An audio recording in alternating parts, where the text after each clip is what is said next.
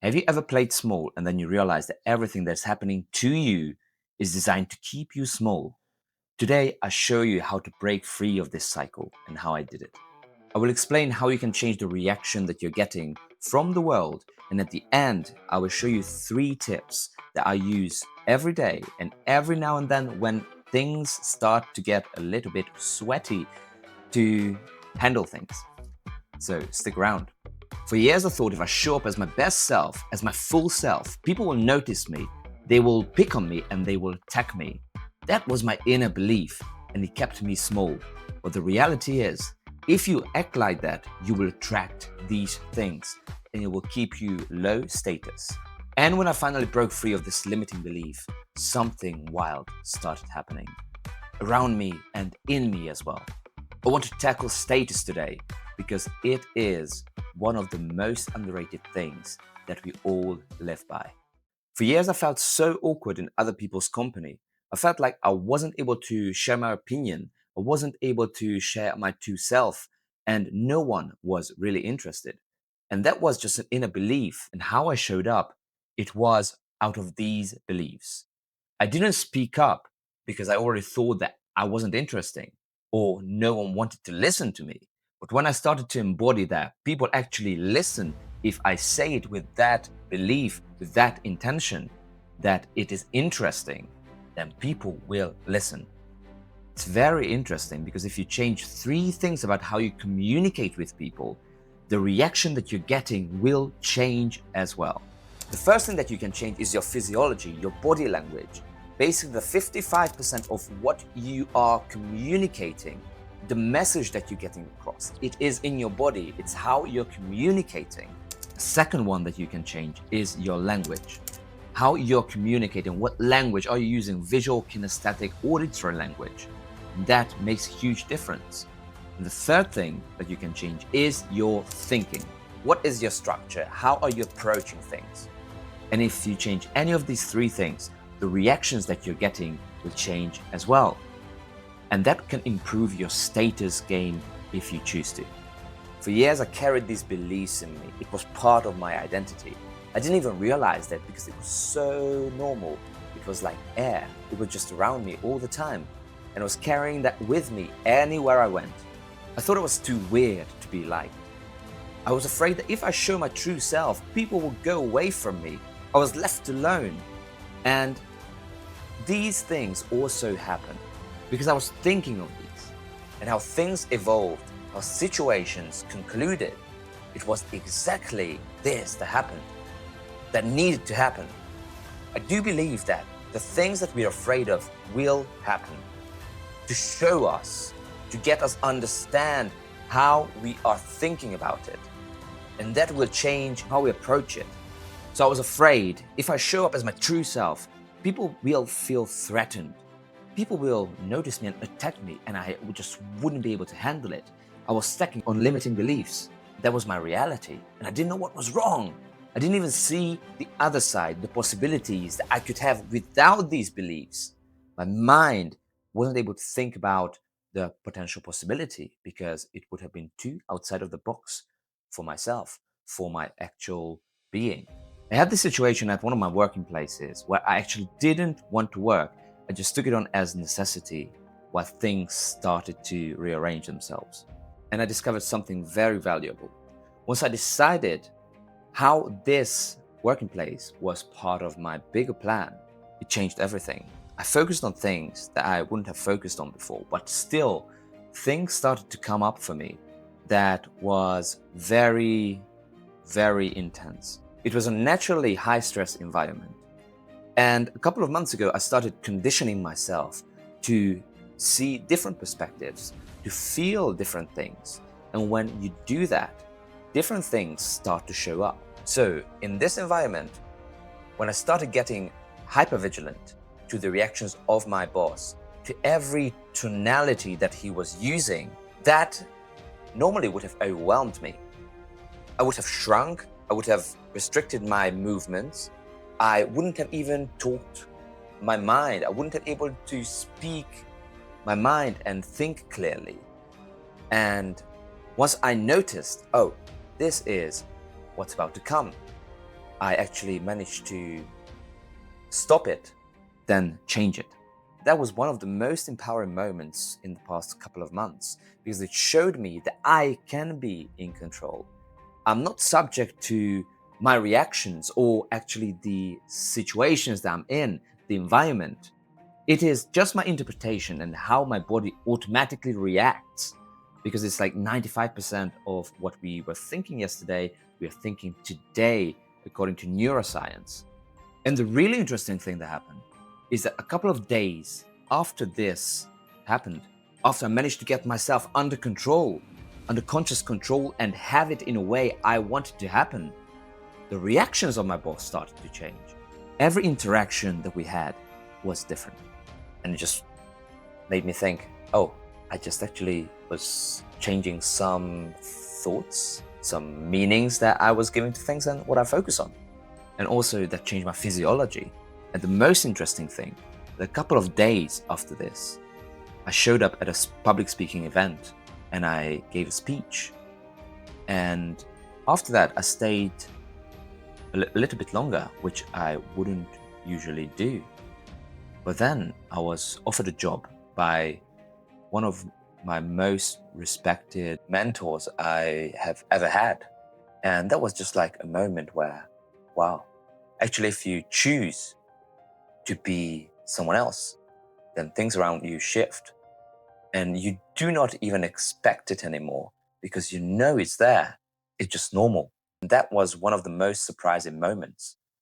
Because if I had stayed in fight or flight and would have shrunk and wouldn't be able to express myself, this wouldn't have been happening.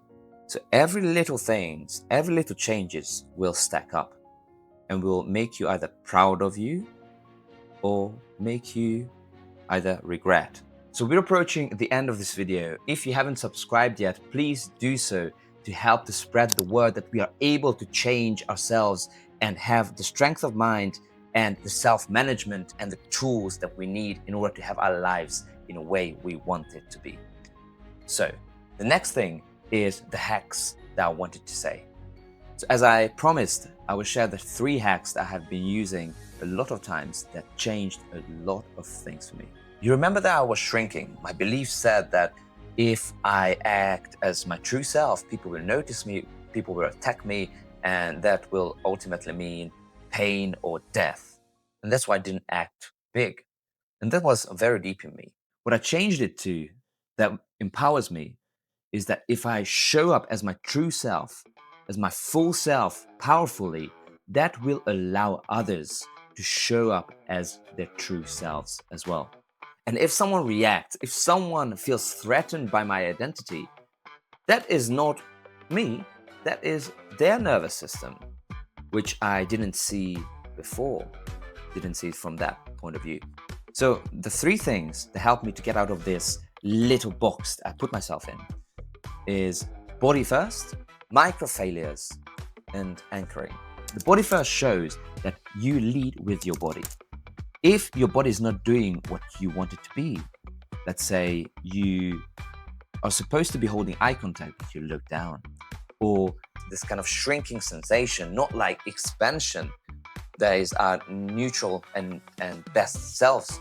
You might know these reactions in your body that if you feel like you're getting smaller, you're shrinking, and that's the opposite of being expansive. And that is when our true self, or our best selves, manifest themselves.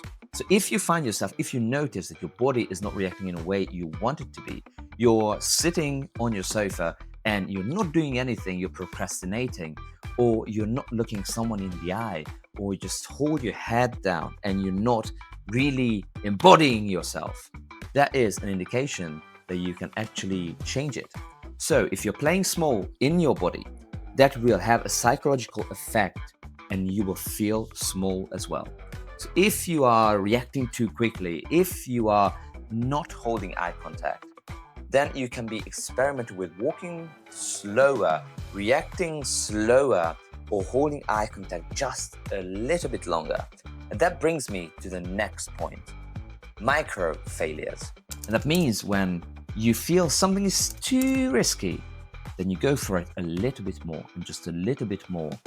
every single time. So for example, if you're afraid, if you're expansive, if you're taking up space, and that means that others will not have space, or others will notice you, others will pick on you, or anything like that, then you can just start experimenting just to be a little bit bigger, a little bit bigger, a little bit bigger, and get used to it. These micro failures are experimental things. It helps you to cultivate an experimental mindset and see these things as not wrong, but something that you have to try in order to see, because your assumption will not help you in getting any further. So our last point is anchoring, and specifically anchoring boldness. If you cannot get yourself to act a little bit bigger, or hold eye contact for longer, or slow down because your body is just speeding up all the time, then you can anchor some boldness. So anchoring boldness means that you're actually interrupting the loop that you put yourself into. You can interrupt it in any way, but the best way is when you realize, when you notice, oh, I am actually moving much quicker and that keeps me small, or I am not holding eye contact. Then you can think of a moment quickly.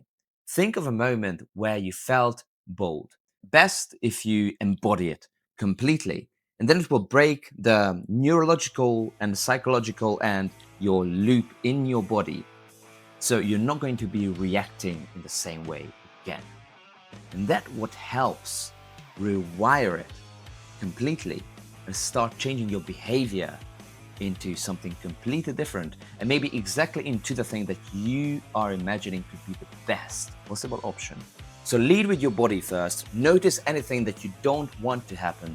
Then do micro failures to interrupt the loop and just get more and more big, more and more high status if you want.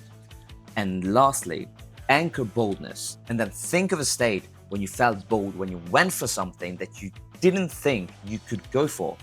And then think of that, and in that mindset, you are going to be able to do bigger and bigger things.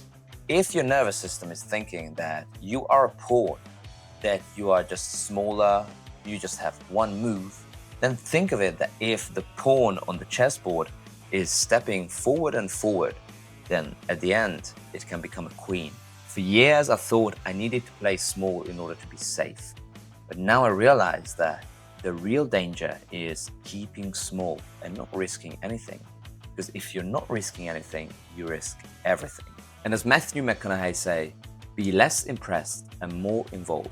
More involved in your life, in your decisions, in who you are creating yourself, in situations, so that you're not actually shutting down and just being the observer, the enjoyer of the moment. You are creating it. And that's what it's all about. So if this hits you, share this video with someone who has been holding themselves back and who can be bigger, in your opinion. Just to help them to realize, to start thinking about the possibilities, that they can make their own decisions, that they can be bigger than they actually are, more successful, living a more fulfilled life. And that is what it's all about. My mission to spread awareness that we are in control. We can decide how our lives are unfolding, and to be our best self all the time with others, so we are able to give the best that we can give throughout this whole life. See you later.